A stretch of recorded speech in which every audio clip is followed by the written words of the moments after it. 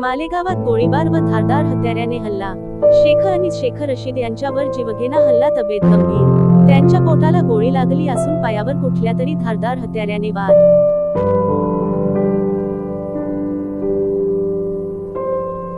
त्यांची तब्येत खूपच गंभीर सांगण्यात येत आहे. पवारवाडी पोलिसांनी कारवाई सुरू केली असून शेख यांच्यावर फराड हॉस्पिटल येथे उपचार सुरू. हल्ल्याचे कारण समजू शकले नाही तसा तपास पोलीस प्रशासन करीत आहेत.